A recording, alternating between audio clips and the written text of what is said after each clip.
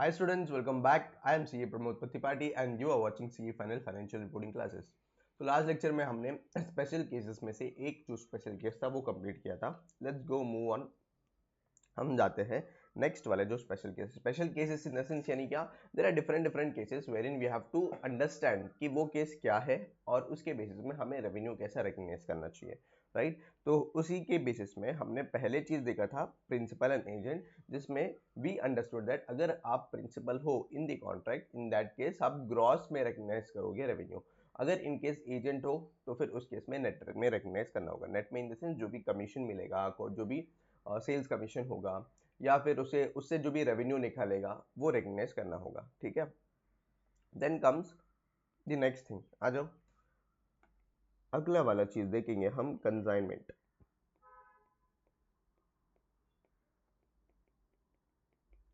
ठीक है, आ जाओ इसको समझते प्यार से. व्हाट हैपेंस, मतलब क्या होता है एग्जैक्टली इस पर्टिकुलर कॉन्ट्रैक्ट में. फर्स्ट थिंग समझो, let's take an example. PP limited, PP limited है and then comes Chintu bhai, right. दो पार्टी है, पीपी लिमिटेड है और चिंटू भाई है. And PP limited is into the clothing industry. किसमें है? क्लोथिंग इंडस्ट्री में है.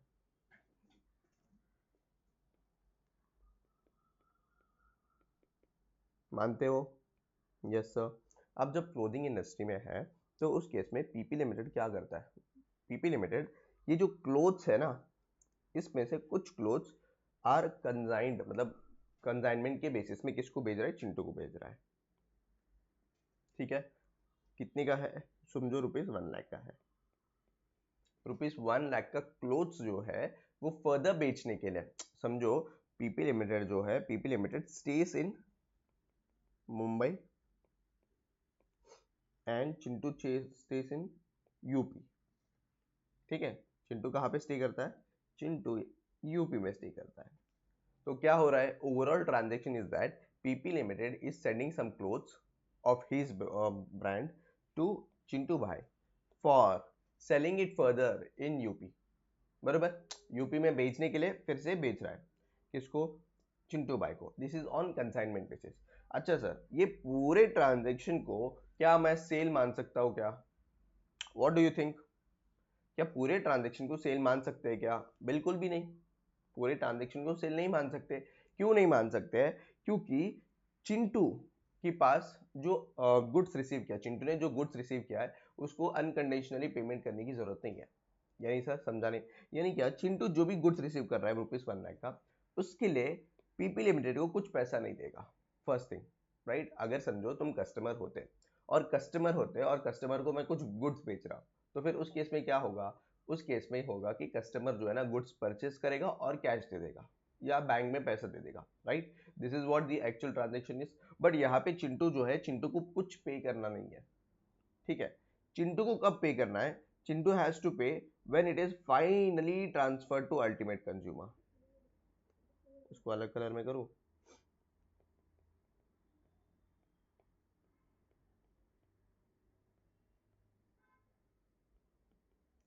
अल्टीमेट कस्टमर या कंज्यूमर को ट्रांसफर कर लिया तो फिर उस केस में we can say that Chintu has to pay PP limited. ठीक है, आ जाएगा, don't worry.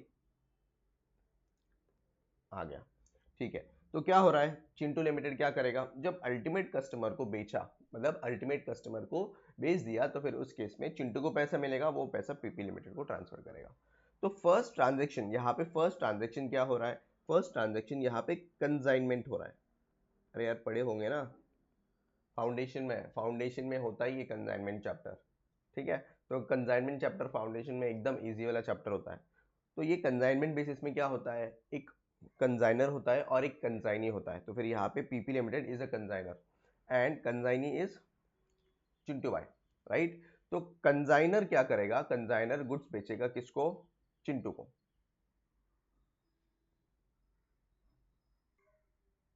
Yes. Consignor goods बेचेगा किसको? कंसाइनी को, दैट इज चिंटू भाई को. चिंटू भाई क्या करेगा? फर्दर अल्टीमेट कंज्यूमर को बेचेगा. और ये जब अल्टीमेट कस्टमर को भेजेगा तब जाके इसके पास पैसा मिलेंगे, और ये पैसा किसके पास जाएगा? पीपी लिमिटेड के पास। ये होल ट्रांजेक्शन समझ में आया? तो सर अभी रेवेन्यू कब रिकग्नाइज करना चाहिए, दैट इज द क्वेश्चन, बरोबर। रेवेन्यू कब रिकग्नाइज करना चाहिए? जब अल्टीमेट कंज्यूमर को गुड्स पहुंच गया, when goods are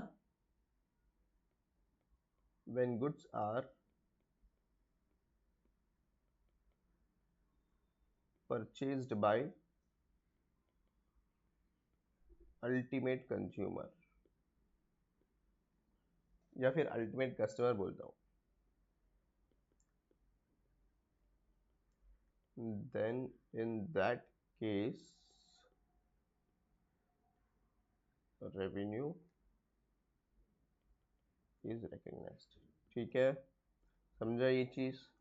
अच्छा सर, यहाँ पे तो फिर जब चिंटू को गुड्स ट्रांसफर होंगे क्या रेवेन्यू रिकग्नाइज करेंगे क्या? No, revenue will not be recognised.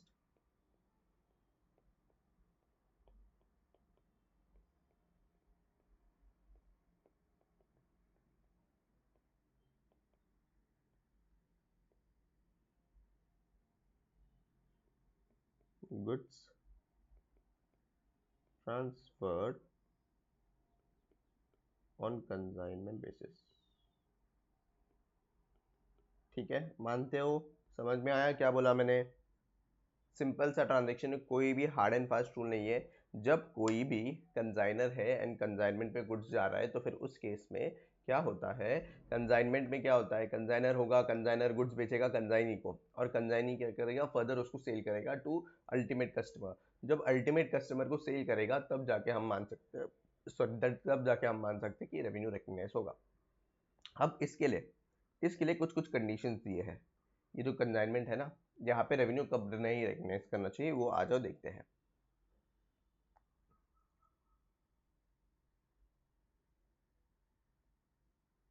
देखो, consignment arrangement wherein one is consignor and other one is consignee. तो फिर यहाँ पे पीपी लिमिटेड इज कंसाइनर और A limited is the consignee. तो PP limited owner of the consignment goods who stores the goods transfer the sale to ultimate customer और resale and use of the goods.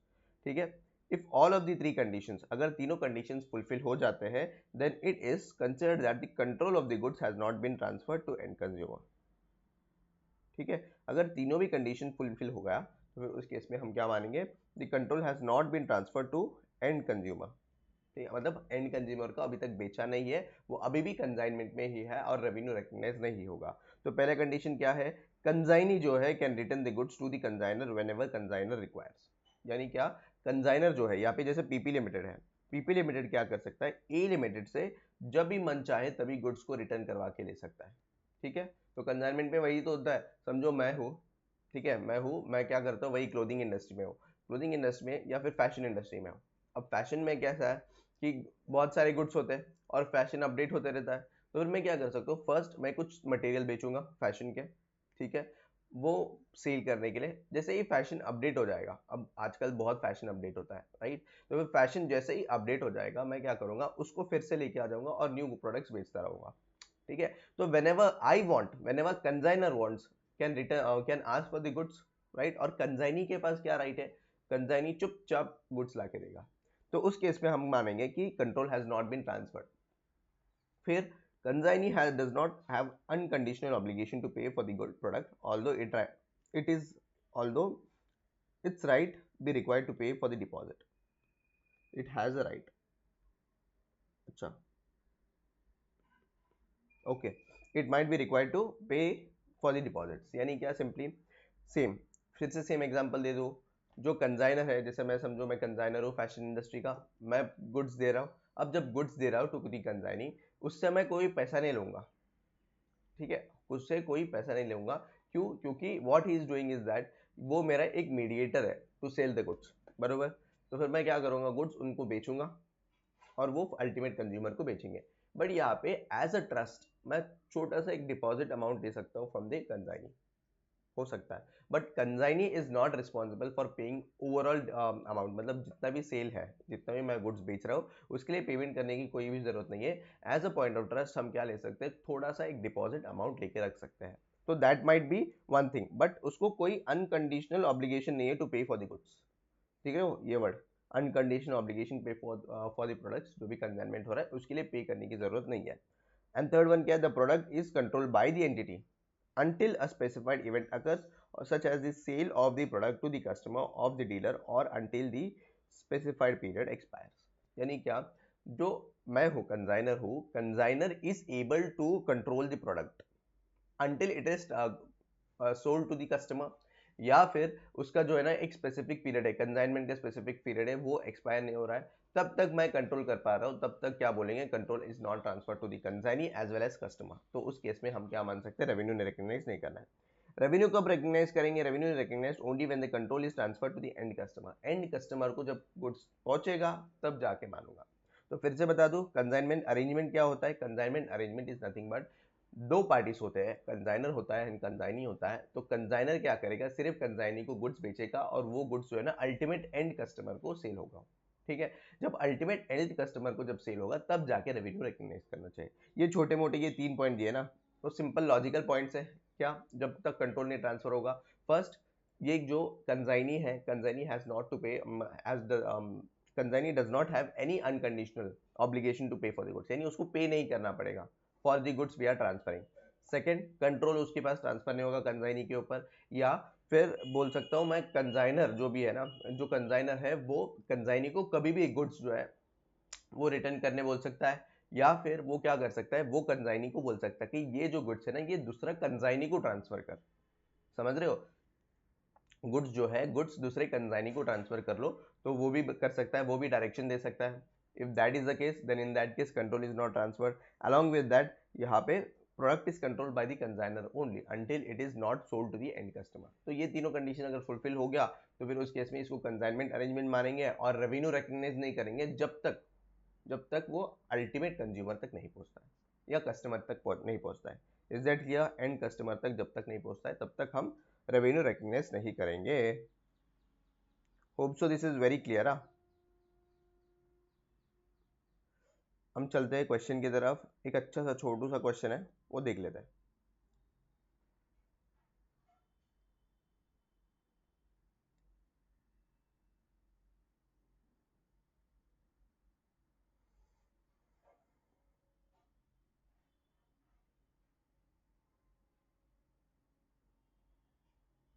देखो, consignment का एक छोटू सा question है, illustration number 25। अगर चाहो तो इसको एलडीआर मार्क कर लो, क्योंकि एक ही टाइप ऑफ क्वेश्चन है ये, शायद से आरटीपी में कहीं तो आया था and similar type of question आया था।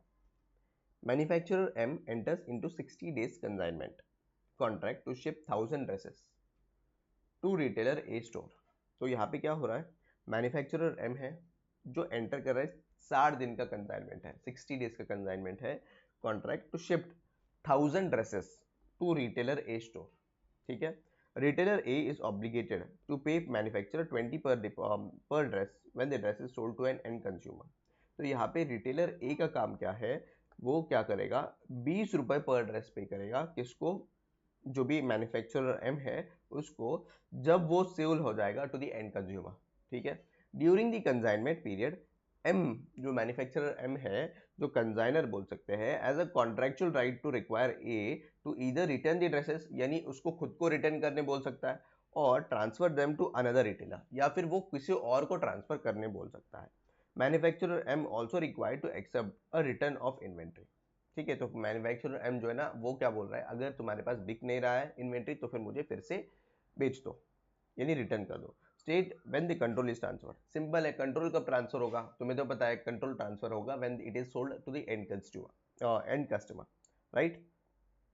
चलो, क्या इसको हमें बोल सकता हूँ, क्या अगर समरी बताऊं मैं, मैन्युफैक्चरर एम है और इसने कॉन्ट्रैक्ट किया किसके साथ, इसने कॉन्ट्रैक्ट किया एक रिटेलर के साथ, राइट। ये 1000 ड्रेसेस बेचेगा,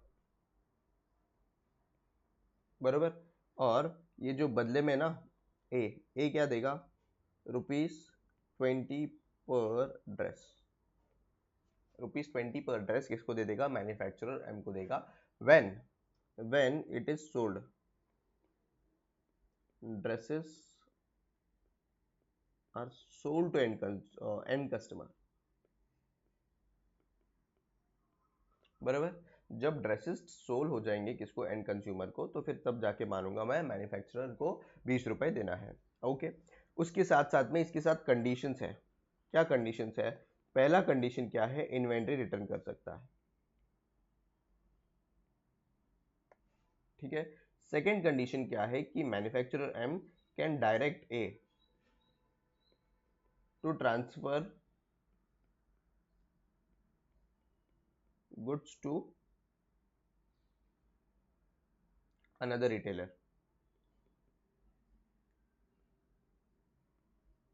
फिर उसके बाद थर्ड कंडीशन क्या है कि थर्ड कंडीशन ये है कि ए डजंट हैव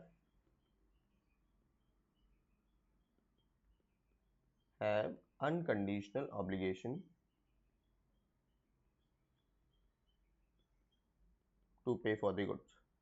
अगर ये तीन कंडीशन सेटिस्फाई हो जाते हैं then in that case what we will say, कि हम बोलेंगे there is this is the consignment arrangement. देखो आंसर रीड कर ले, मैं छोटे छोटे पॉइंट्स में लिख दिया यहाँ पे। Okay. Manufacturer M determines that the control has not been transferred to the retailer A on the delivery for the goods for the following reasons. यानी क्या, रिटेलर ए के पास कुछ ये नहीं गया, क्या नहीं गया, कंट्रोल नहीं गया। Retailer A does not have unconditional obligation to pay for the dresses until they have been sold to end consumer या कस्टमर, सॉरी। यहाँ पे रिटेलर ए जो है उसके पास कोई भी अनकंडीशनल ऑब्लिगेशन नहीं है जब तक वो एंड कस्टमर को बेचता नहीं है। एंड कस्टमर को बेचा तो फिर पर ड्रेस 20 रुपए पे करना पड़ेगा एम को। Manufacturer M is able to require that dresses to transfer be transfer to another retailer at any time before the retailer A sells them to end customer. तो फिर यहाँ पे क्या हो रहा है, रिटेलर ए जो है ना, इसको कभी भी बोला जा सकता है कि तेरे पास जो भी गुड्स है ना वो ट्रांसफर कर दे दूसरे रिटेलर को, ठीक है। And third, manufacturer M is able to require the return of dresses of transfer from the one retailer to another retailer. Manufacturer M determines that the control of the dresses transfers when they are sold to the end customer. तो फिर यहाँ पे manufacturer M determine कर रहा है कि simple है, जब तक वो end customer के तक नहीं जाता है तब तक कंट्रोल ट्रांसफर नहीं होगा। तो यहाँ पे लास्ट में क्या बोलेंगे, that is when retailer A has unconditional obligation to pay to M manufacturer and can no longer return otherwise transfer the dresses. यानी क्या, जब एंड कस्टमर तक जाएगा प्रोडक्ट, एंड कस्टमर के तक पहुंच गया तो उसके बाद क्या होगा, ए के पास ऑब्लिगेशन क्या है कि ए जो है ना 20 रुपए पर ड्रेसेस किसको दे देगा, मैन्युफैक्चरर एम को देगा, राइट। और एम जो है ना, एम ने अभी एक बार सेल हो गया तो वो एम बोल नहीं सकता कि रिटर्न कर दो इन्वेंट्री, किसी दूसरे रिटेलर को ट्रांसफर कर दो, ये ऑब्लिगेशन नहीं है। सिर्फ और सिर्फ कब तक कर सकता है उसके पास ये राइट, कब तक है, जब तक वो ड्रेसेस ए के पास है। जब एंड कस्टमर को ट्रांसफर होगा इसके पास कोई भी राइट नहीं है। Manufacturer M recognises revenue when the dresses are sold to end customer. Simple, एकदम सिंपल, सिर्फ इतना ही लाइन है बस। ये तीनों का लाइन जो है ना, ये तीन line you have to write in the exam. ये जो टेक्निकल वर्ड्स बोले ना, unconditional obligation to pay for the dresses, second चीज क्या था, कोई भी दूसरा रिटेलर को ट्रांसफर कर सकता है, एंड थर्ड चीज क्या है, whenever he wants M requires to return the goods, तो फिर उस केस में करना पड़ेगा। तो ये चीजें तुम्हें लिखना होगा, सिंपल सा क्वेश्चन है, एकदम simple. Hope so you got it. Consignment arrangement is over. Simple, हमने दो केसेस कवर किया, प्रिंसिपल वर्सेस एजेंट और कंसाइनमेंट अरेंजमेंट। अब चलते हैं बिल एंड होल्ड का कंसेप्ट क्या है। आ जाओ देखते हैं बिल एंड होल्ड का कंसेप्ट क्या है। बिल एंड होल्ड, ठीक है। होता क्या है सर बिल एंड होल्ड का कंसेप्ट, एकदम सिंपल कंसेप्ट है, ज्यादा कुछ टेंशन लेने वाली चीजें नहीं है। क्या है इसमें, आ जाओ देखते हैं। अपना पीपी लिमिटेड, एकदम फेमस कंपनी पीपी लिमिटेड, हर एक क्वेश्चन में हर एक एग्जाम्पल में पीपी लिमिटेड दिखेगा, ठीक है। पीपी लिमिटेड है और पीपी लिमिटेड क्या करता है यहाँ पे, PP limited is now into manufacturing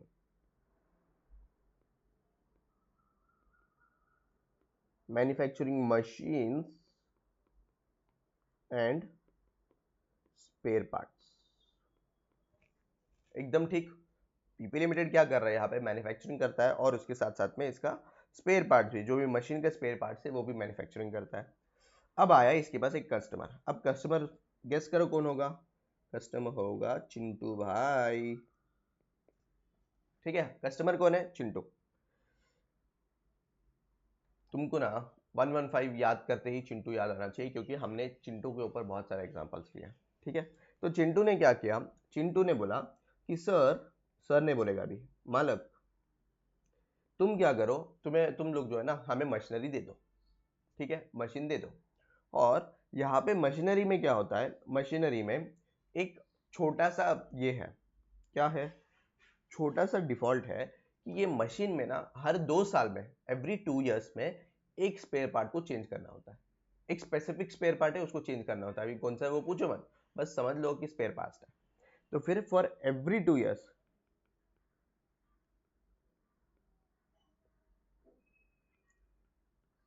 machine spare part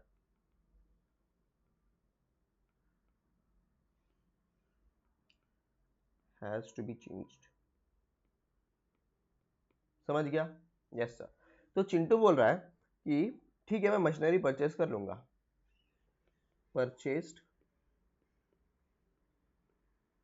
machinery and also purchased spare parts. ठीक है, मशीनरी भी परचेस किया और स्पेयर पार्ट्स भी परचेस किया। अब दोनों परचेस करने के बाद चिंटू ने क्या किया? ये मशीनरी है ना, ये मशीनरी को लेके गया उसके गोडाउन में। ठीक है, ये लेके गया, बट बोला कि चिंटू ने एक छोटा सा कॉन्ट्रैक्ट किया। क्या कॉन्ट्रैक्ट किया? कि ठीक है सर, मैं आज तो परचेस कर लूंगा। क्या परचेस करूंगा? आज के दिन में परचेस करूंगा, स्पेयर पार्ट्स तो परचेस करूंगा, बट स्पेयर पार्ट जो है वो आप ही के पास रखो। मैं तुम्हें पैसे दे दूंगा, आज के दिन पैसे दे दूंगा, सब कुछ करूंगा, बट जो स्पेयर पार्ट्स वाला पार्ट है ना, that has to be in your godown only. Sorry, समझ में आया? क्या बोल रहा है? जो स्पेयर पार्ट्स है, स्पेयर पार्ट्स को वो स्पेसिफिकली बोल रहा है कि will take delivery. Spare parts कब रिक्वायर्ड है? Only after 2 years. तो 2 साल तक तुम्हारे पास रखो और उसके बाद ले लूंगा। उसका पैसा अपने को मिल गया है। अब हो क्या रहा है? चिंटू भाई ने बिल किया, पैसा दे दिया, सब कुछ हो गया, और पीपी लिमिटेड उसको होल्ड कर रहा है। तो इसी को बोलते हैं बिल एंड होल्ड। समझ रहा है? इसी को बोलते हैं बिल एंड होल्ड। ठीक है, तो अब क्या होगा बिल एंड होल्ड के केस में? अब रेवेन्यू कब रिकग्नाइज करना चाहिए? रेवेन्यू कब रिकग्नाइज करना चाहिए? एज एंड व्हेन, मतलब तुरंत जब पैसा मिल जाएगा तब अपन रेवेन्यू रिकग्नाइज कर लेंगे। ठीक है, बट एक कंडीशन है, जो भी ये स्पेयर पार्ट्स है, ये spare parts has to be in the control of PP limited. तो पीपी लिमिटेड इसको कुछ कुछ कंडीशन है वो सेटिस्फाई करना चाहिए, तब जाके हम बिल एंड होल्ड का कंसेप्ट मानेंगे। मतलब बिल एंड होल्ड का कंसेप्ट है और ये जो है ना हम सेटिस्फाई करते हैं करके। तो क्या क्या कंडीशन है? फर्स्ट थिंग, ये जो चिंटू ने बिल करके रखा है ना, वो प्रोडक्ट वो सेपरेटली रखेगा। तो spare parts of Chintu is separately recognized from other spare parts। ठीक है, स्पेयर पार्ट्स मतलब दूसरे सारे जो स्पेयर पार्ट्स है उसमें से एक अलग सा ये इसको रिकग्नाइज कर सकते हैं। और एक कंडीशन क्या है? वेन एवर चिंटू रिक्वायर्स, मतलब चिंटू को जब भी चाहिए होगा वो स्पेयर पार्ट तुरंत हम दे सके। और एक कंडीशन क्या है? जब भी तुरंत जो चिंटू है ना उसको लग रहा है सर मुझे आज के दिन मुझे वो स्पेयर पार्ट चाहिए मुझे, तो फिर उस केस में उस पॉइंट ऑफ टाइम में हम रेडी है उसको ट्रांसफर करने। We have to be ready to transfer the goods. तो यहाँ पे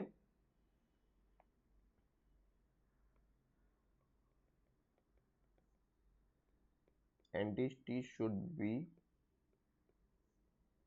ready to transfer goods whenever Chintu requires. ये दो मेन कंडीशन है। तो क्या दो मेन कंडीशन है? यहाँ पे जो भी स्पेयर पार्ट्स चिंटू ने चिंटू ने जो भी स्पेयर पार्ट्स चिंटू ने यहाँ पे परचेस करके रखा है, वो क्या करेंगे? हम तो लगा देंगे इन आर गोडाउन मतलब पीपी लिमिटेड के गोडाउन में। और ये पीपी लिमिटेड के गोडाउन में जो भी लगाएंगे उसको सेपरेटली लगाएंगे और सेपरेटली स्टोर करेंगे, फर्स्ट थिंग। सेकेंड थिंग क्या है, जब सेपरेटली स्टोर करेंगे, ये जो है ना चिंटू जब भी चाहे तब आके लेके जा सकता है, इसके ऊपर कोई भी ये नहीं है, उसके ऊपर कोई भी रिस्ट्रिक्शंस नहीं है। सेकेंड, हम इसी को ऑर्डिनरी कोर्स ऑफ बिजनेस में यूज भी नहीं कर सकते, राइट। जब ये सारी कंडीशंस फुलफिल हो जाए तो फिर उस केस में मानेंगे this is a bill and hold. And revenue कब रिकग्नाइज करेंगे, रेवेन्यू रिकग्नाइज करेंगे जब यहाँ पे चिंटू, जब सेल हो रहा है, जब बिल हो रहा है तभी रेवेन्यू रिकग्नाइज करेंगे। और बाकी का सर फिर क्या करेंगे, बाकी का यहाँ पे 2 साल का जो है ना, 2 साल का सिंपली अगर मैं बोलूँ स्पेयर पार्ट्स के लिए कस्टोडियल सर्विसेज दे रहा है। यानी क्या, people limited is nothing but doing nothing but यहाँ पे जो स्पेयर पार्ट्स है उसको स्टोर कर रहा है, यानी उसको लगाने के लिए एक जगह दे रहा है। तो ये कस्टोडियल सर्विसेज का अलग से हम क्या करेंगे, पैसा मांग लेंगे और उसके साथ साथ में अलग परफॉर्मेंस ऑब्लिगेशन भी मान सकते हैं। Is that clear? एकदम क्लियर हुआ है कि बताओ? ठीक है, तो आज जो बिल एंड होल्ड का देखते हैं होता क्या है फिर से। देखो, बिल एंड होल्ड अरेंजमेंट क्या होता है, is a contract under which an entity bills a customer for the product but the entity retains physical position, देखो physical position of the product until it is transferred to the customer at a point in time in future. For example, customers lack of available space, तो customer का lack of available space की वजह से हम क्या करते हैं, जो एंटिटी है वो तो बिल कर देगा, एंटिटी बिल कर देगा, बट यहाँ पे बिल करने के बाद वो फिजिकल पोजीशन को रिटेन करता है। तो रिटेन कर लिया, रिटेन करने के बाद क्या होगा, in future entity determines that at which point does the control transfer to the customer, revenue is recognized only when the control is transferred to the customer। Control जब ट्रांसफर होगा customer को तब revenue recognise करेंगे। अब indicators क्या है, जो हम बोल सकते हैं कि this control has not been transfer to the customer, या कंट्रोल ट्रांसफर हो गया, ये जो इंडिकेटर्स है ना, ये indicators indicate that transfer of the control, control transfer हो गया है कस्टमर को। ठीक है, तो क्या क्या इंडिकेटर्स है, reason for bill and hold arrangement must be substantive, substantive in the sense यानी क्या, एक वैलिड पॉइंट चाहिए कि स्टोर करने के लिए, बरोबर। अगर तुम बोल रहे हो नहीं सर हम ऐसा ही मन नहीं है मुझे लेके जाने का प्रोडक्ट, तो तुम्हारे पास रख लो, मुझे मन होगा तो लेके जाऊंगा, तो दिस इज नॉट सब्सटेंटिव ना। सब्सटेंटिव इन द सेंस यानी क्या, एक वैलिड पॉइंट होना चाहिए। समझो मेरे पास स्पेस ही नहीं है, तुम्हारा स्पेयर पार्ट्स इतना ज्यादा स्पेस कंज्यूम करता है जहां पे मेरे पास उतना स्पेस नहीं है, अगर अलग से स्पेस लेके लगाऊंगा तो फिर उसके लिए एडिशनल रेंट चार्जेस लगेंगे, right. This might be a substantive reason. तो एक सब्सटेंटिव रीजन होना चाहिए जहां पे बिल एंड होल्ड अरेंजमेंट हो सकता है, यानी क्या, एंटिटी बिल करेगा, होल्ड करेगा फिजिकल पोजीशन जब तक कस्टमर को वो रिक्वायरमेंट है नहीं, मतलब प्रोडक्ट का रिक्वायरमेंट है नहीं। The product must be identified separately as belonging to the customer, यानी सेपरेटली उसको लगाना चाहिए और वो किसका होना चाहिए, कस्टमर का है करके पता होना चाहिए। ठीक है, product currently must be ready for physical transfer of to the customer, यानी क्या, readily available for the transfer होना चाहिए, फिजिकल पोजीशन तुरंत दे देना चाहिए। And the entity can not have the ability to use the product और it direct to any other customer. तो लास्ट वाला क्या है, एंटिटी क्या है, एंटिटी जो है अपने खुद के ऑर्डिनरी कोर्स ऑफ बिजनेस में यूज नहीं कर सकता और कोई दूसरे कस्टमर को भी दे ही नहीं सकता है। In this case bill and hold arrangement there may be a many there may arise a separate performance obligation on a part of entity, that is custodial services for storing the goods। तो simply जो entity है, entity के part में जो custodial services दे रहा है, custodial services in the sense bill हो गया, राइट। जब भी बिल हो गया पेमेंट भी हो गया, कंट्रोल भी ट्रांसफर हुआ। कंट्रोल कैसे ट्रांसफर हो गई, चारों कंडीशंस फुलफिल हो रही है, देखो सब्सटेंटिव रीजन है, यस। सेकंड, जो है ना, वो जो प्रोडक्ट है वो प्रोडक्ट को मैं सेपरेटली आइडेंटिफाई कर सकता हूँ क्या, यस। फिर उसके बाद वो उसको मैं तुरंत ट्रांसफर कर सकता हूँ क्या, when ever the customer requires, yes. फिर उसके बाद क्या है, एंटिटी जो है वो दूसरे कस्टमर्स को भी नहीं दे सकता और खुद भी यूज नहीं कर सकते वो पर्टिकुलर प्रोडक्ट को, यस। तो फिर हम क्या बोल सकते हैं, यहाँ पे बिल एंड होल्ड अरेंजमेंट चालू हुआ है। अब बिल एंड होल्ड अरेंजमेंट चालू हो गया तो बिल तो हो गया, होल्ड कर रहा है कस्टोडियल सर्विसेज बोल सकते हैं इसको, क्या बोल सकते हैं, कस्टोडियल सर्विसेज। तो इसको एक सेपरेट परफॉर्मेंस ऑब्लिगेशन मान के हम सेपरेट बिलिंग भी कर सकते हैं। Is that clear? Bill and hold वाला एकदम सिंपल है, ज्यादा कुछ क्या बोलते हैं इसको, ज्यादा कुछ टेक्निकल कुछ नहीं है, राइट। क्या कर हो रहा है, सिंपली यहाँ पे अगर मैं एग्जांपल दे रहा हूँ ना, तो एग्जांपल आराम से सुन लो, समझ में आ जाएगा। पीपी लिमिटेड है और चिंटू बाय है, right. PP limited is into the manufacturing companies और पीपी लिमिटेड चिंटू बाय को मशीनरी शेयर करता है, सेल हो गया। चिंटू लिमिटेड क्या बोल रहा है, स्पेयर पार्ट्स भी परचेज करेगा, बट स्पेयर पार्ट्स जो है that will be stored in your business, मतलब तुम्हारे गोडाउन में स्टोर होगा। अब जब तुम्हारे बिजनेस में स्टोर होगा तो फिर मैंने वही कंडीशंस बोला था, उसको 2 पार्ट में समराइज करके बोला, 4 कंडीशंस को, राइट। सब्सटेंटिव रीजन होना चाहिए। अच्छा सब्सटेंटिव नहीं डाला है क्या यहाँ पे, देखो आ जाओ।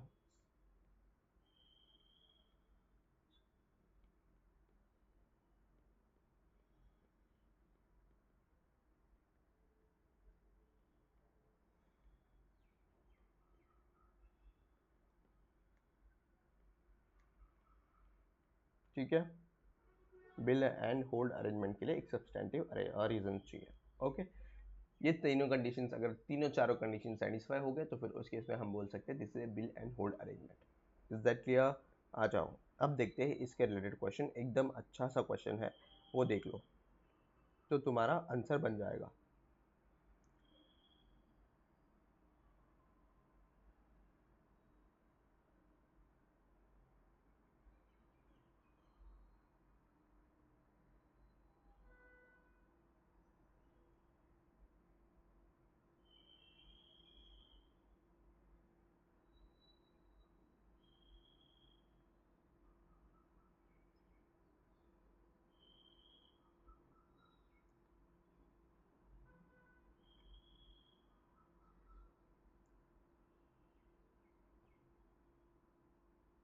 चलो आ जाओ, ये वाला इलस्ट्रेशन है which is a very LDR question. ये आया था एमटीपी सितंबर 24 में, ठीक है, मतलब पिछले साल ही। देखिए, an entity enters into a contract with a customer on 1 April x1। तो फिर एंटिटी क्या कर रहा है, एंटिटी कॉन्ट्रैक्ट में एंटर किया with the customer on 1 April x1 for the sale of machine and spare parts. अच्छा, तो क्या हो रहा है यहाँ पे, सेल भी हो रहा है और स्पेयर पार्ट्स भी सेल हो रहा है। The manufacturer lead time for the machine and spare parts is 2 years। तो मैन्युफैक्चरिंग लीड टाइम जो है ना वो मशीन और स्पेयर पार्ट्स के लिए 2 साल है। Upon the completion of manufacturing, the entity demonstrates that the machine and the spare parts meet the agreed upon specification in the contract। तो जैसे ही अपन कंप्लीट कर देंगे मैन्युफैक्चरिंग तो ये क्या होगा, द एंटिटी डेमोन्स्ट्रेट करता है कि ये जो मशीन है एंड स्पेयर पार्ट्स है वो स्पेसिफाइड कॉन्ट्रैक्ट के बेसिस में है या नहीं। The promise The promises to transfer the machine and the spare parts are distinct and results in two performance obligation that each will be satisfied at point in time। तो क्या बोल रहे हैं, जो promise to transfer the machine है और spare parts है वो दोनों डिस्टिंक्ट है और दो परफॉर्मेंस ऑब्लिगेशन में रिजल्ट करता है, और जो भी सेटिस्फाई करना चाहिए पॉइंट इन टाइम में करना चाहिए, over the period of time नहीं होगा। ऑन 31 मार्च x3, तो हमारा चालू कब हुआ था, 1 अप्रैल x1 को। अब कब आया, 31 मार्च x3 आ गया। कस्टमर क्या बोल रहा है, customer page for the machine and spare parts. देखो पे तो कर दिया, आगे क्या बोल रहा है, but only takes physical position of the machine. तो कस्टमर ने क्या किया, कस्टमर ने फिजिकल पोजीशन ऑफ मशीन लिया, but although the customer inspects and accept the spare parts, मतलब एक्सेप्ट कर लिया स्पेयर पार्ट्स मेरा ही है करके, और उसका पैसा भी दे दिया और बिलिंग भी हो गया उसका। The customer request that the spare parts to be stored at the entity's warehouse, मतलब एंटिटी के वेयर हाउस में ही स्टोर करो because of its close proximity to the customer's factory। The customer has legal title to the spare parts and the parts can be identified as belonging to the customer।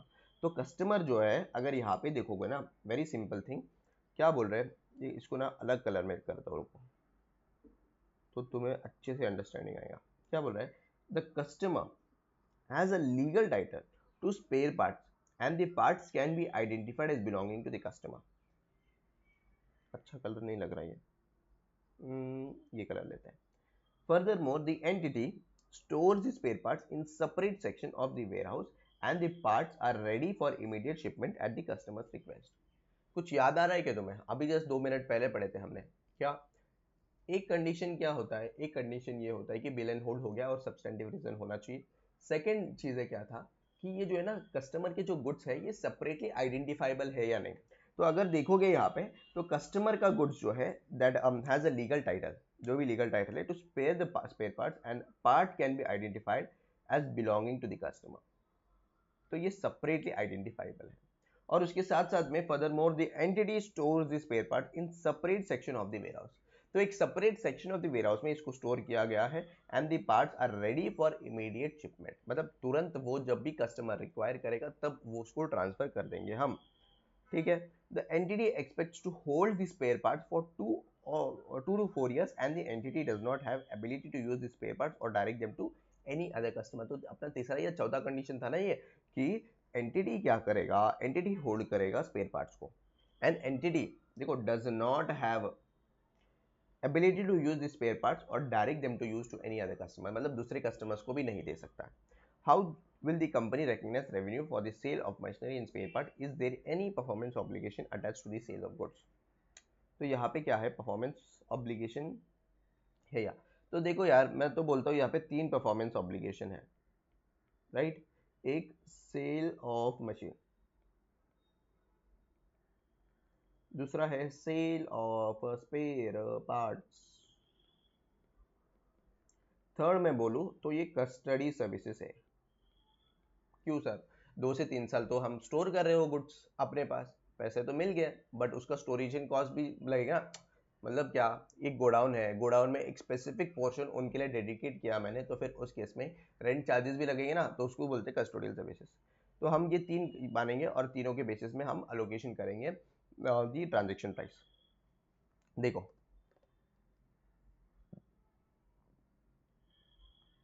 In the facts above provided the entity has made sale of 2 goods. ठीक है, क्या क्या goods है, machine है, spare parts है, whose control is transferred at point in time। तो point in time में control transfer होता है, तुम्हें तो पता है यार point in time क्या होता है, over the period of time क्या होता है। Additionally, company agrees to hold the spare parts for the customer for a period of 2 to 4 years, which is a separate performance obligation। ये बहुत important line है, क्या बोल रहा है, 2 से 3 साल हम क्या कर रहे हैं, होल्ड कर रहे हैं, which is a separate performance obligation। Therefore, total transaction price shall be divided amongst 3 performance obligation। कौन से, एक ऑफ सेल ऑफ मशीनरी है, स्पेयर पार्ट्स है एंड कस्टोडियल सर्विसेज है। कूल, समझ में आ रहा है, कोई डाउट है? Recognition of revenue for each of 3 performance obligations shall occur as follows: sale of machinery, machine has been sold to the customer and the physical possession as well as the legal title passed to the customer as on 31st March X3। Accordingly, revenue for the sale of machinery shall be recognized as on 31st March X3। तो यहाँ पे क्या हो रहा है, sale of machinery के time में control कब ट्रांसफर हो रहा है, कंट्रोल हो रहा है यहाँ पे, अगर देखोगे ना तो कंट्रोल हो रहा है यहाँ पे as on 31st March X3।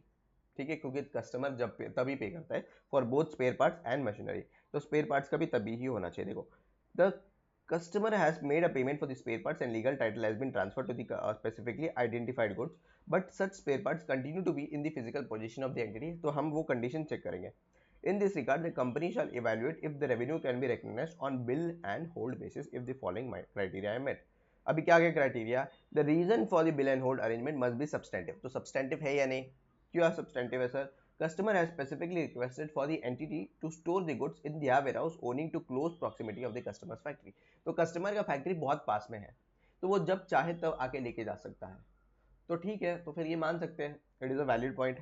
Okay, the customer must be identified separately belonging to the customer, मतलब जो भी प्रोडक्ट है वो सेपरेटली आइडेंटिफाइड है या नहीं। The spare parts have been specifically identified and inspected by the customer, तो separately identifiable है।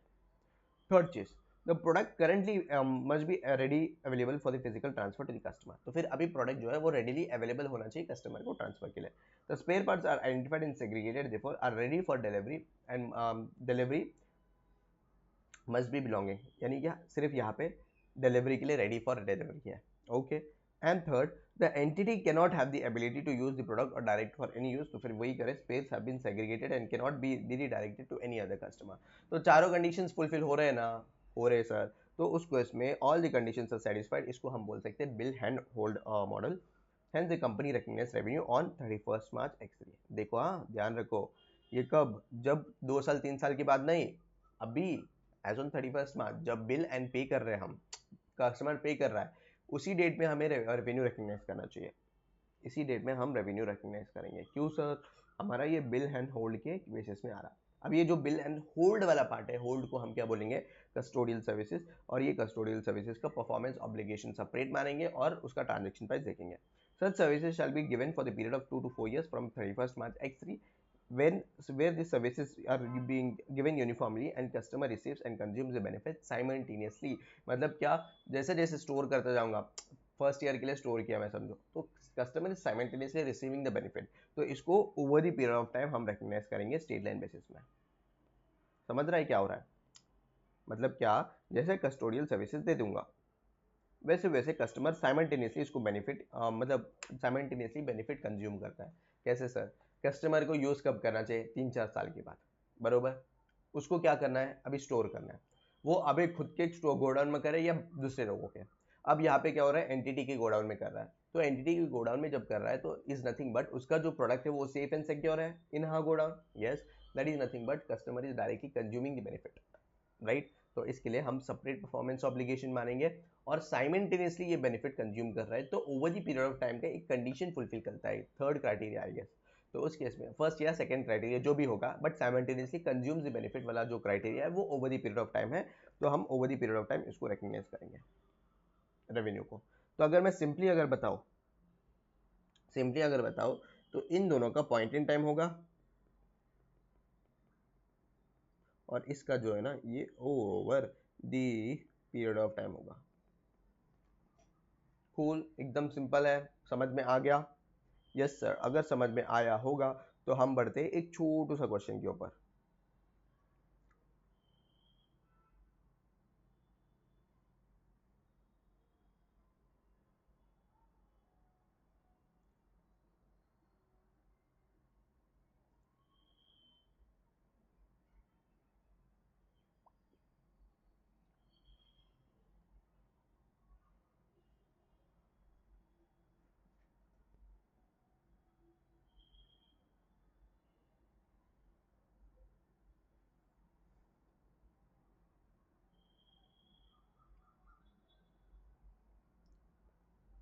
Just give me a minute. Illustration number 14। Yes, 14 के आज उस पर आ जाओ और 14 देख लो। एक सिंपल सा क्वेश्चन है, बहुत ही सिंपल सा क्वेश्चन है। तुम बोलोगे ऐसा क्वेश्चन पढ़ा रहे हो सर हमें, we are in the final, ऐसा बोलोगे, राइट। चलो देखेंगे। Electronic manufacturer M sales 1000 television to retailer R for ₹50 lakhs। तो 50 lakhs का बेचा, मतलब 50 lakhs के साथ 5000 पर टेलीविजन है। M provides price protection to R by agreeing to reimburse R for difference between these prices and the lowest price that it offers for the television during the following 6 months. Based on M's extensive experience with the similar arrangement, तो वो क्या सोच रहा है, वो ये सारे चीजें सोच रहा है कि वो सोच रहा है कि price reduction in next 6 month, मतलब नेक्स्ट 6 मंथ्स में इतना प्राइस रिड्यूस हो सकता है। तो फर्स्ट केस में मेरा प्राइस तो 5000 ही रहेगा, बरोबर। तो वो 5000 लेने का प्रोबेबिलिटी 70% है। सेकेंड मंथ में मेरा प्राइस 4500 को रिड्यूस होगा क्योंकि 5000 माइनस 500 करोगे तो फिर 4500 आएगा, बरोबर। तो आ जाएगा 4500। ये कितना प्रोबेबिलिटी, ये रहने का 20% प्रोबेबिलिटी है। एंड थर्ड यहाँ पे ₹4000 कैसा आया, 4000 आया ₹5000 माइनस ₹1000। 1000 आके क्या है, 1000 is nothing but price reduction. तो इसको बोल सकते हैं हम, इसका 10% प्रोबेबिलिटी है, ठीक है। तो बताओ यहाँ पे ट्रांजैक्शन प्राइस क्या होगा। तो ये तुम पढ़े होंगे ना, किसमें पढ़े सर हमने, प्राइस प्रोटेक्शन वाला चीज एक कुछ पढ़े हो, राइट। प्राइस प्रोटेक्शन में हमने ये पढ़ा था कि जो भी होगा उसके बेसिस में ट्रांजैक्शन प्राइस डिटरमाइन करेंगे। कूल, करेंगे, आ जाओ कैसे करेंगे। 5000 इंटू 70%, 4500 इंटू 20% एंड 4000 इंटू 10%, वैसा ही करेंगे ना। तो आ जाओ 70%, तो ये आ जाएगा 3500, राइट।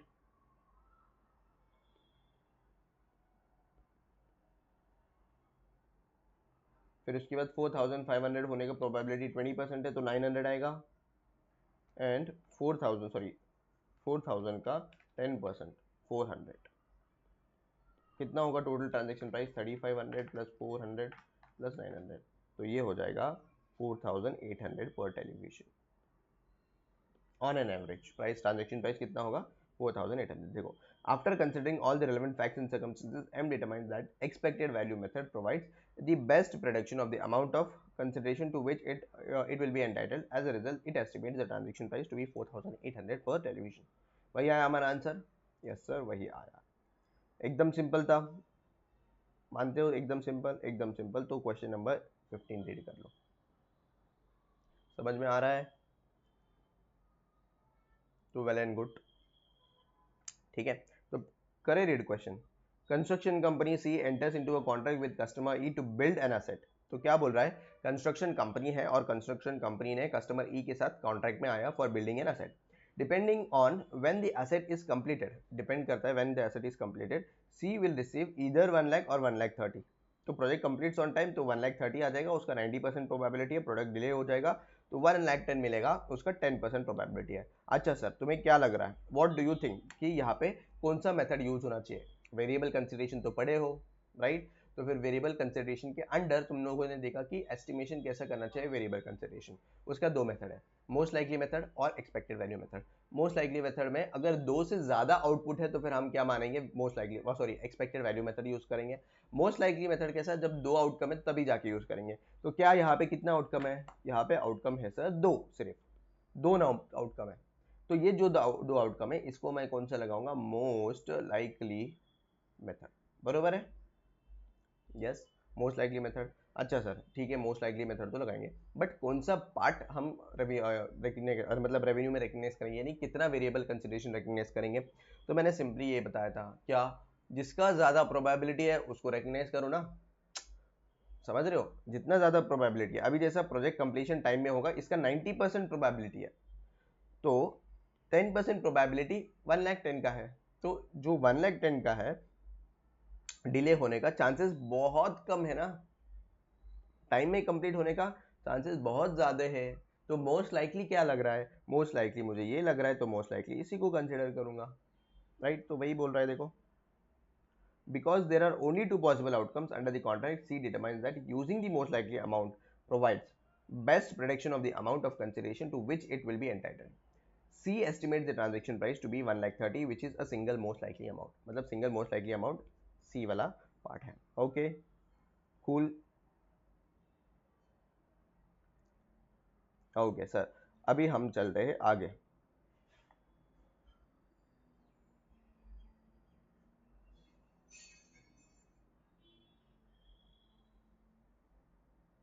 ठीक है, इसके बाद एक और क्वेश्चन करते हैं, बट उसके पहले हम आगे बढ़ते हैं. हम देखेंगे अभी नेक्स्ट केस. नेक्स्ट केस है क्या? What is the next case? Next case is, say with right to return. Sale with right to return होता क्या है यार इसमें? सेम अपने दो पार्टी आ जाएंगे, दोन कार्यकर्ता, कौन कौन? पीपी लिमिटेड आणि Chintu bhai, right? PP limited और चिंटू भाई आ जाएंगे. अब हो रहा क्या है चिंटू भाई और पीपी लिमिटेड के बीच में, इन दोनों के बीच में क्या संबंध है? देखो यहाँ पे पीपी लिमिटेड जो है ना, ये क्या करता है, ये अभी अभी इंडस्ट्री में आया है, समझ रहे हो? अभी अभी इंडस्ट्री में आया है, तो इसने क्या किया, इसके पास कुछ प्रोडक्ट्स है, इसके पास कुछ प्रोडक्ट्स है, समझो ये न्यू टू दी इंडस्ट्री है, industry of wine, industry of wine, ठीक है? इंडस्ट्री ऑफ दारू में नहीं, इंडस्ट्री ऑफ दारू करता है. ये एग्जाम्पल दे रहा हो, तुम बोलो मत सर दारू को प्रमोट कर रहे हो करके, ठीक है? तो दारू, इंडस्ट्री ऑफ दारू. अब क्या कर रहा है ना पीपी लिमिटेड, एक मस्त ऑफर निकला. ऑफर क्या है? ऑफर इज दैट, ऑफर क्या है कि तुम लोग पीपी लिमिटेड का कौन सा भी जो है ना, कोई भी इसका तुम लेके जा सकते हो, मतलब कितने बॉटल चाहिए उतने लेके जा सकते हो. बट एक बॉटल पीने के बाद अगर तुम्हें लग रहा है no this is not a good taste, या फिर हमें नशा नहीं चढ़ रहा है, तो सस्ते नशे के नाम मामले में तुम क्या कर सकते हो, बचा हुए जो जितने भी बॉटल से या जितनी भी इन्वेंट्री है उसको रिटर्न कर सकते हो. तो क्या बोल रहा है, एक पैकेज आएगा, देखो ये पैकेज, एक बॉक्स आएगा, ये बॉक्स से समझो, इसमें समझो इतने सारे बॉटल्स हैं, 8 बॉटल. इसमें से एक पीने के बाद if you don't like then you have the right, customer has the right to return.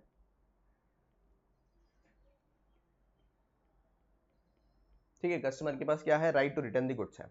अब बताओ व्हाट डू यू से?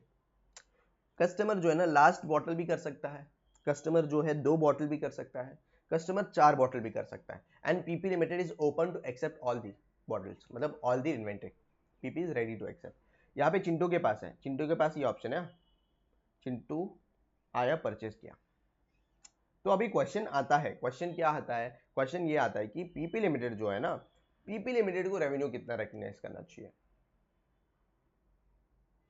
बरोबर, पीपी लिमिटेड को रेवेन्यू कितना रिकॉग्नाइज करना चाहिए, दैट इज द क्वेश्चन। कितना रिकॉग्नाइज करना चाहिए सर, आप बोलो। तो यहां पे आता है क्वेश्चन,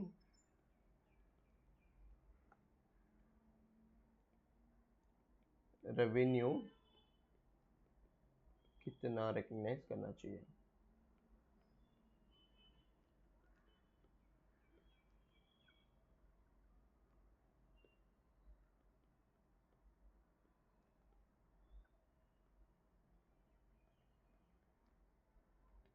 तो चिंटू, ये पीपी लिमिटेड क्या बोल रहा है, पीपी लिमिटेड का क्वेश्चन सिंपल है, बेस्ड ऑन माय एक्सपीरियंस, एक बार बंदा पीना चालू कर दिया तो वो एटलीस्ट 3 खंबा तो कुछ, मतलब 3 खंबा तो पी लेता है, राइट, तो एटलीस्ट 3 बॉटल तो पी लेगा वो। तो मेरा ये है कि 50% ऑफ द स्टॉक जो है वो कंज्यूम करेंगे, 50% ऑफ द स्टॉक वो रिटर्न कर सकता है, समझ रहे हो, 50% ऑफ द स्टॉक कंज्यूम कर सकते हैं और 50% जो है ना वो रिटर्न कर सकते हैं, बेस्ड ऑन एक्सपीरियंस।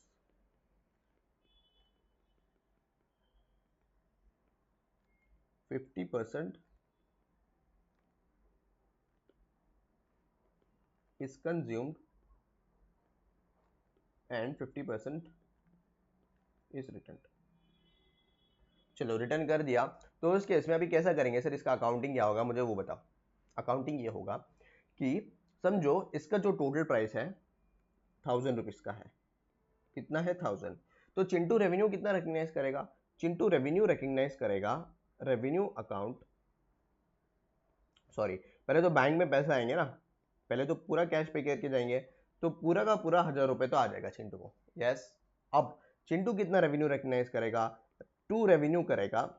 अब चिंटू को पता है ना कि 50% कंज्यूम हो ही सकता है, मतलब इन दी वर्स्ट केसेस 50% होएगा, तो 500 रेवेन्यू रिकॉग्नाइज करेगा और 500 जो है ना ये कॉन्ट्रैक्ट लायबिलिटी रिकॉग्नाइज करेगा। क्यों कॉन्ट्रैक्ट लायबिलिटी, क्यों, क्योंकि ये इन फ्यूचर अगर रिटर्न हो गए इन्वेंट्री तो फिर उस केस में उनको रिटर्न करना पड़ेगा ना यार, बरोबर। तो उसके लिए अभी जो है जितना भी एक्सपेक्टेड रिटर्न है उसके उसके अगेंस्ट हम क्या कर रहे हैं, कॉन्ट्रैक्ट लायबिलिटी रिकॉग्नाइज करके रख रहे हैं 50% का। This is what Chintu will do, Chintu sorry this is what PP will do, sorry PP will do for recognising the revenue. Chintu का क्या काम है, रिटर्न करने का काम है, बरोबर। समझ में आया क्या बोला मैंने, sale with right to return is nothing but, जहां पे सेल फैला होगा फिर उसके बाद सब्सिक्वेंटली कस्टमर गुड्स को रिटर्न करेगा, बरोबर।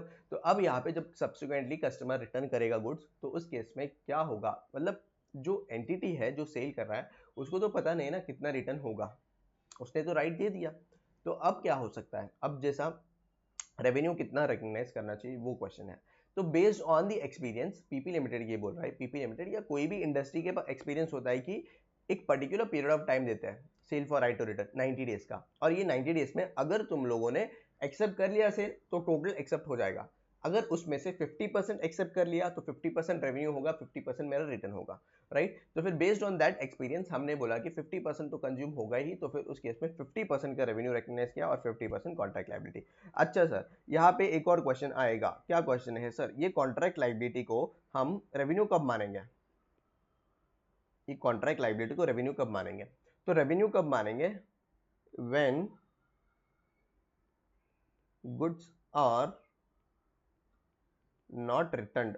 तो हम मान सकते हैं, we can assume that, yes we can assume that yes the goods have been consumed, मतलब मैं एक स्पेसिफिक टाइम दूंगा ना कि ये हफ्ते में within a week if you return then in that case वो रिटर्न ले लूंगा, अगर नहीं तो मैं क्या करूंगा, अगर नहीं तो मैं करूंगा कि मान लूंगा ये सेल हो गया है, रिटर्न नहीं हो सकता आफ्टर अ वीक, तो फिर उस केस में हम क्या करेंगे, सीधा सीधा कॉन्ट्रैक्ट लायबिलिटी को उठाएंगे, contract liability account debit to revenue कर देंगे 500 और 500, यानी वो जो अमाउंट है वो रेवेन्यू में ट्रांसफर हो गया। समझो सर अगर रिटर्न कर दिया तो रिटर्न कर दिया, तो कॉन्ट्रैक्ट लायबिलिटी को डेबिट करो, तो कैश एंड बैंक करो, सिंपल। समझ में आया है क्या बताओ? एकदम सिंपल, एकदम सिंपल में समझ में आ गया। तो आ जाओ इसके रिलेटेड भी देख लेते हैं। देखो, sale with the right to return. अब होता क्या है, entity shall recognise revenue for the product which are not expected to be return. तो रेवेन्यू उसी के लिए रिकॉग्नाइज करेंगे जो एक्सपेक्टेड है कि वो रिटर्न नहीं होगा। Second thing, refund liability for the product which are expected to be return. अच्छा एक चीज, हाँ यहाँ पे ना वर्डिंग चेंज कर लो, रिफंड लाइबिलिटी करेंगे हम, सॉरी सॉरी सॉरी, ठीक है, यहाँ पे क्या करेंगे हम, रिफंड लाइबिलिटी, क्योंकि रिफंड करना है ना, तो रिफंड लाइबिलिटी। कॉन्ट्रैक्ट लाइबिलिटी मतलब वो अलग मीनिंग में जाएगा, क्यों? क्योंकि अपने पास ऑब्लिगेशन है to complete the contract, but यहाँ पे हम तो कंप्लीट कर रहे हैं ना कॉन्ट्रैक्ट, तो यहाँ पे रिफंड लाइबिलिटी ले लो। ओके चलो, यहाँ पे क्या बोल रहे हैं, refund liability for the products which are expected to be return. ठीक है, हम रिकॉग्नाइज करेंगे रिफंड लाइबिलिटी जो एक्सपेक्टेड है कि वो रिटर्न होगा। Inventory asset at the cost for its right to recover product which are expected to be return. तो ये अभी करेंगे। तो जर्नल एंट्री क्या होगा, bank account to sales to refund liability, ठीक है, और इन्वेंट्री टू पीएनएल करेंगे। Inventory to PNL in the sense या कॉस्ट टू गुड्स, सीओजीएस जो है ना उस पर्टिकुलर प्रोडक्ट का, वो हम रिकॉग्नाइज करेंगे। Then comes exchange by the customers for one product for another of the same time, quality condition and the part are not considered as return for the purpose of applying the standard। तो simply अगर same product के लिए हम return कर रहे हैं और exchange कर रहे हैं तो फिर in that case it is not considered as right to sale for return, मतलब sale with right to return वो नहीं मानेंगे उसको, ये कंसेप्ट आएगा ही नहीं उस केस पे। सेम प्रोडक्ट है और सेम प्रोडक्ट को हम रिटर्न कर रहे हैं, समझ रहे हो, सेम प्रोडक्ट है सेम प्रोडक्ट को रिटर्न कर रहे हो, तो तब जाके हम बोल सकते हैं there is a sale with right to return, और तुमने रिटर्न किया that is well and good, हम कंसिडर कर लेंगे इन आर प्रोडक्ट, और ये वाला जो है ना हम बाकी के एंट्रीज कर लेंगे। Is that clear? सिंपल है एकदम। आ जाओ इसके रिलेटेड क्वेश्चन है वो देख लेते हैं। मजा आ रहा है तुम्हें करने?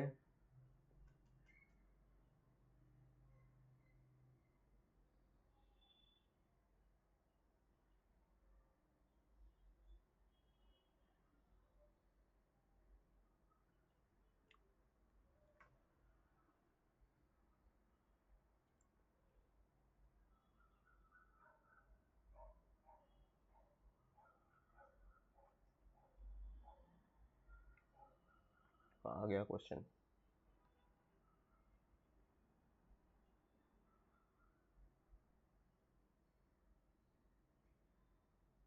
ये लो क्वेश्चन, इंपॉर्टेंट क्वेश्चन है, एलडीआर मार्क कर लो। कूल, एलडीआर मार्क कर लो और इसके लिए आ जाओ रीड करते हैं। वो क्या रहा है, N entity enters into a contract with 1000 customers. तो 1000 कस्टमर के साथ कॉन्ट्रैक्ट में एंटर किया। क्या है contract, each contract includes a sale of one product for ₹50, sorry for 50 1000 into 50, तो 50,000 टोटल कंसिडरेशन है। Cash is receive when the control of the product transfer, मतलब कैश कब मिलेगा, कंट्रोल जब ट्रांसफर होगा तब जाके कैश मिलेगा। Entity's customary business practice is to allow customer to return any unused product within 30 days. तो फिर विद इन 30 डेज जो है वो कस्टमर रिटर्न कर सकता है प्रोडक्ट को। Okay, and receive full refund. Okay, the entities cost of the product is 30। तो एंटिटी का कॉस्ट कितना है यार, एंटिटी का कॉस्ट है ₹30। तो अगर मैं बोलूँ सिंपली तो कॉस्ट मेरा कितना हो गया 30। ओके, और 30 डेज का अपने पास रिटर्न करने का ये है और फुल रिफंड रिसीव कर सकते हो। The entity applies the requirement of Ind AS 115 to the portfolio of 1000 contract because it is reasonably expect that the in accordance with the para effects on the financial statements from applying the requirement to the portfolio would not differ materially from applying the requirements to the individual contract within the portfolio. Since the contract allows the customer to return the product, the consideration received from the customer is variable. तो फिर यहाँ पे जो भी consideration receive होगा customer से वो variable माना जाएगा। To estimate variable consideration, the entity will be entitled to entitled the entity decides to use the expected value method, क्योंकि बहुत सारे लोग हैं तो फिर उस केस में expected value method यूज कर रहे हैं, because it is the method that is entity expects to better predict the amount of consideration to which it will be entitled. Using the expected value method, the entity estimates, क्या हम estimate कर रहे हैं, देखो estimate कर रहा है कि 970 products will not be return, मतलब रेट रिटर्न हो ही नहीं सकता। तो देखो यार 50 रुपीज़ का पर प्रोडक्ट है, 970 है, तो देखो 970 इंटू 50 रुपीज़ करोगे तो ये आ जाएगा 48,500। टोटल में कितना बेच रहे हैं हम, टोटल में 1000 प्रोडक्ट्स बेच रहे हैं विच इज़ फॉर ₹50। तो ये आ जाएगा 50,000। अच्छा सर, इन दोनों के बीच में क्या होगा, इन दोनों के बीच का डिफरेंस जो है वो हो जाएगा मेरा रिफंड लाइबिलिटी। बस खत्म क्वेश्चन। 1500 का मेरा क्या होगा, रिफंड लाइबिलिटी। तो मैं जर्नल एंट्री क्या करूंगा, बैंक अकाउंट में आ जाएगा कितना, 50,000 टू, और टू क्या था, रेवेन्यू या सेल, कितना हो जाएगा 48,500 टू रिफंड लाइबिलिटी कितना होगा 1500 का। और नेक्स्ट थिंग, मैं कॉस्ट ऑफ गुड सोल्ड को रेकग्नाइज कर लूंगा, कितना 30 इंटू जो भी प्रोडक्ट्स है, ठीक है, कितना होंगे 1000 प्रोडक्ट्स है, माइनस 970, तो 30 मेरा ये है, इंटू ₹30 मेरा कॉस्ट है ना, ऊपर कॉस्ट दिया होता ना, देखो 30 इंटू 30 करोगे तो 900 का COGS रिकग्नाइज करोगे।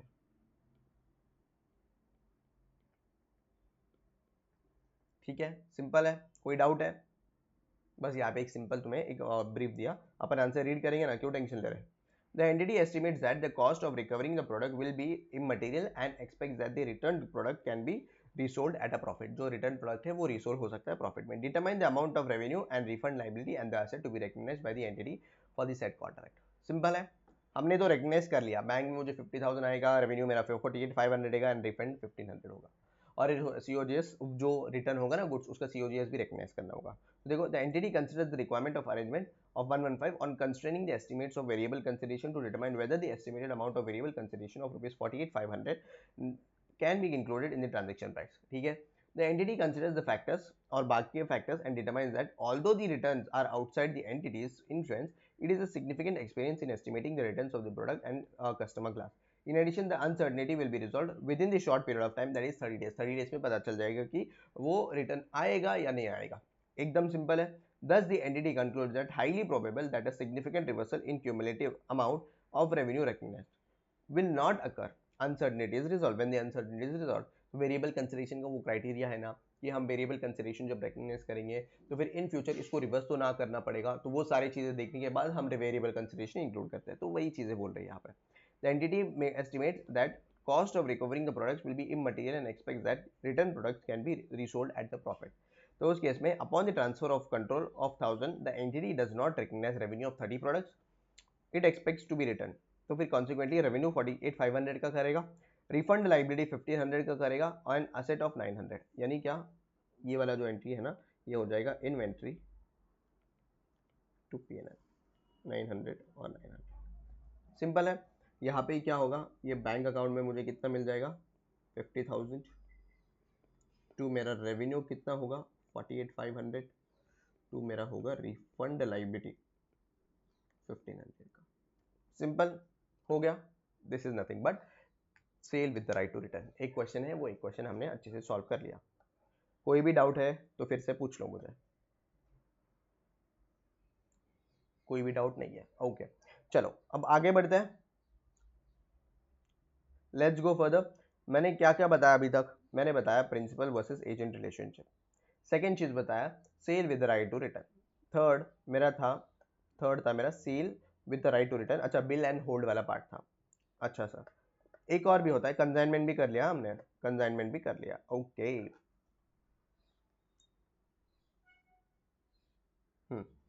अब देखते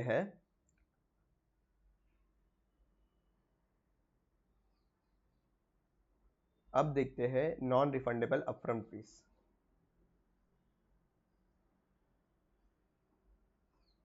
कहाँ गया यार वो? ये सारे नोट्स जो मैंने बनाया है इसको टेलीग्राम में मैंने अपलोड किया है, you can download the notes from there. Then अब आगा नॉन रिफंडेबल अपफ्रंट फीस, आ जाओ देखते हैं ये भी क्या बोल रहा है।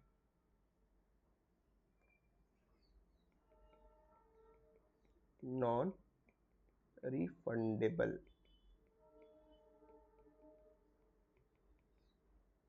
अपफ्रंट फीस, एकदम सिंपल कंसेप्ट है, 5-10 मिनट में इसको भी खत्म कर लेंगे। चलो आ जाओ, होता क्या है, अब बदल गया पीपी लिमिटेड। पीपी लिमिटेड बहुत अच्छा इंसान है, बहुत सारी इंडस्ट्री में है पीपी लिमिटेड। कहाँ पे अभी? अभी है ये जिम के इंडस्ट्री में। कहाँ पर है ये? जिम।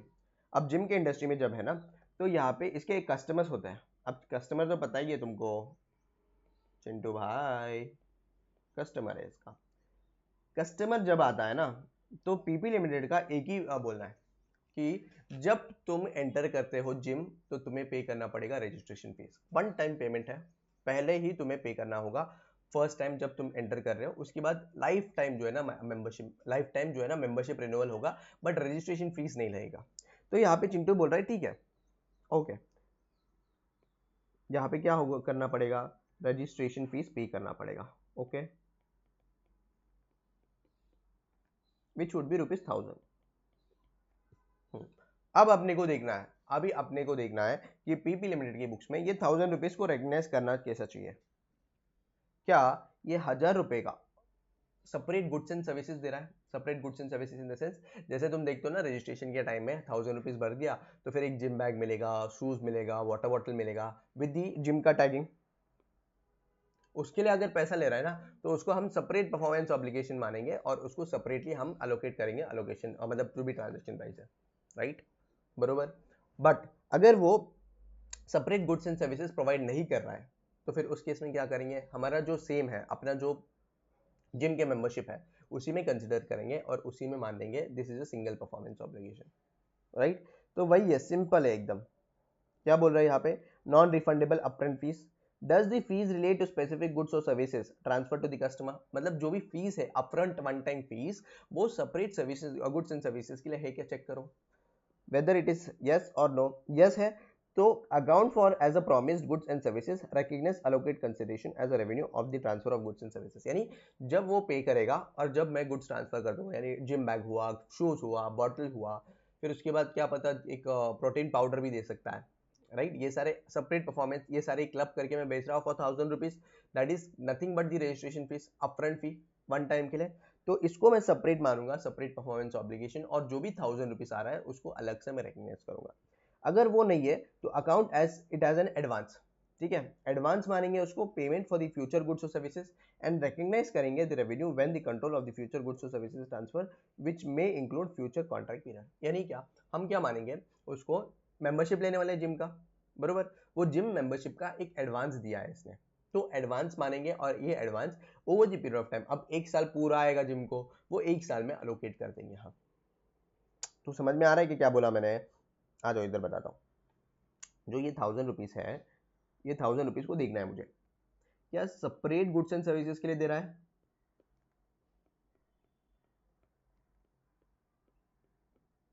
ये यस है, ठीक है, ये पार्ट के लिए आंसर है यस। तो उस केस में हम क्या मानेंगे, treat it as a separate PO and recognise revenue based on that. अगर ये हम बोल रहे हैं कि separate goods and services are not provided,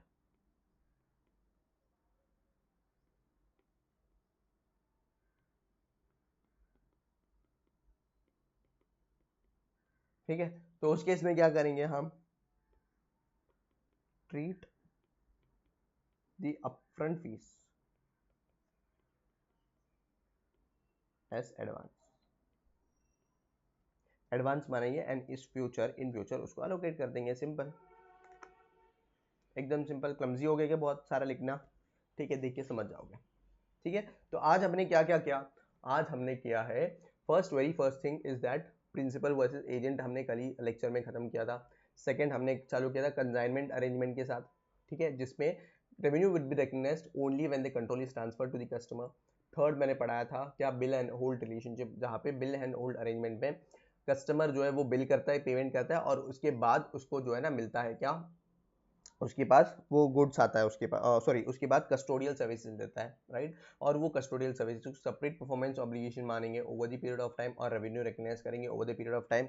फिर उसके बाद मैंने एक बोला था sale with right to return वाला कंसेप्ट किया था, जिसमें हमने देखा था अगर कस्टमर के पास राइट टू रिटर्न है within specified period of time, तो फिर उस केस में उसका रेवेन्यू कैसा रिकग्नाइज करना चाहिए, वो देखा था हमने। एंड नेक्स्ट थिंग यहाँ पे ये sale with the right to return ये स्पेसिफिक पीरियड के लिए होगा, वो एक्सपायर हो जाएगा तो कॉन्ट्रैक्ट लायबिलिटी को हम रेवेन्यू में ट्रांसफर कर देंगे। ओके, देन अब देखा था हमने फिर नॉन रिफंडेबल अपफ्रंट फीस। ठीक है, अब बचा हुए जो है ना वो बड़े बड़े कंसेप्ट है, मतलब बड़े बड़े in the sense that will take a time. ठीक है, आज के लिए इतना काफी करते हैं, मिलते हैं नेक्स्ट लेक्चर में। Thank you for watching this lecture.